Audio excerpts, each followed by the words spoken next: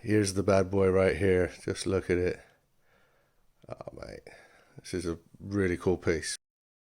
So let's talk about the where and the who I got it from, and the if and the how much did I enjoy this Omega Seamaster Planet Ocean Deep Black Blue. It has a GMT function and a coaxial master chronometer inside. This watch is an absolute monster. It's ceramic and it's built like an absolute tank. I used it kayaking, hiking, in and out of the loft, moving boxes. This thing is still in immaculate condition. This watch is so durable. But yeah, I got the watch in 2020. A fella by the name of Duke. We met over at Blue Water on the other side of the Dartford Tunnel. And he's a crazy watch collector. You know, he likes the Zenith, Panerai, Omegas. He just loves big watches. He's an absolute watch nut as well. And I remember when I left him that day, he said to me, "Hey, is this a hobby or an illness?"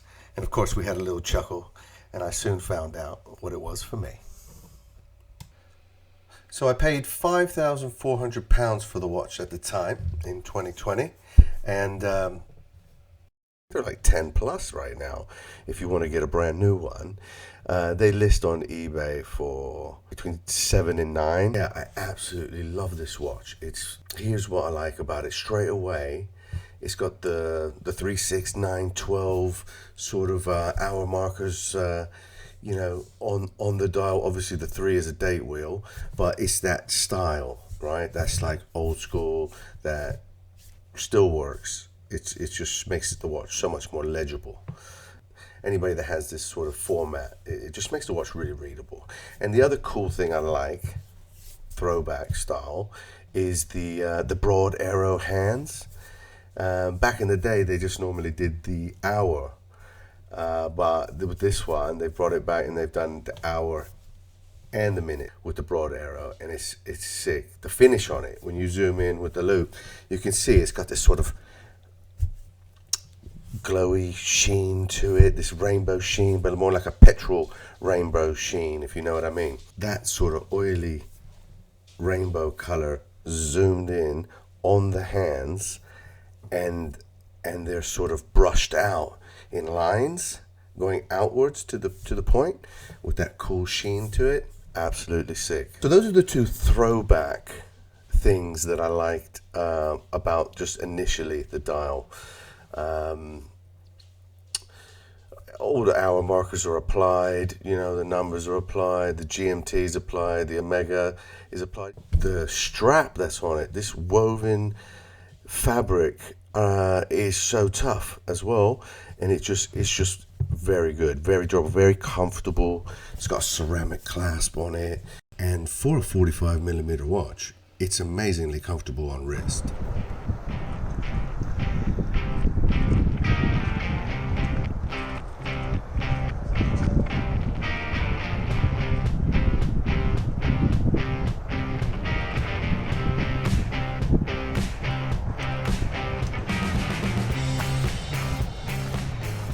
Back to the broad arrow though, there's 4 watches that came out. 3 of them came out in 1957, right? The Seamaster 300, right? The Railmaster, which I really want to try, and the Speedmaster 1957. They premiered with the broad arrow, right? And the 4th one came out in 1958, which was the Ranchero. I have had this watch, and it is very cool. I can go into that one later. I've got loads of footage of that. We'll go into that one another time. Yeah, and I definitely have to try the Railmaster. But anyway, let's put that aside for the minute. Wearability, comfort, I went over that. It's absolute killer. The flash factor, it's not that loud. For such a big watch, it really stays low key. It doesn't really get noticed. At a glance, you know, people probably mistake it for one of these crazy smartwatches. It's a very low-key watch for as big as it is, and that may appeal to a lot of people. And I think that was part of my issue with it. You know, going on this watch journey, you sort of figure out what you like, what you don't like. Even though I absolutely love this watch, I do prefer them to stand out on wrist a bit more.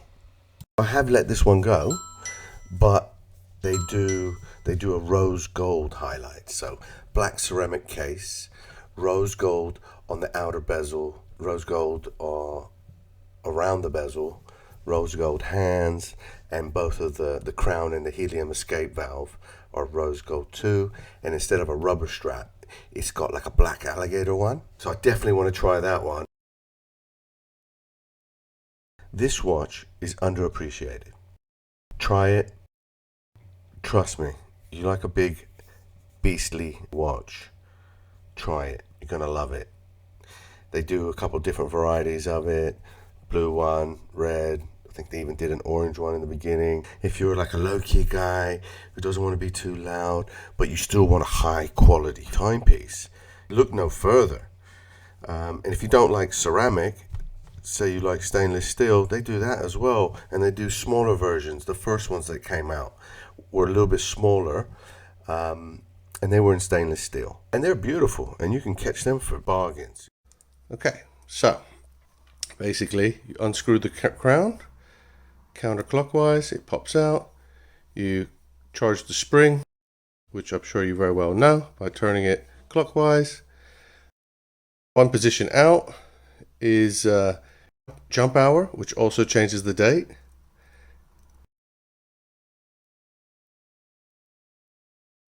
The second position out will adjust your GMT hour and your minutes. So crown in,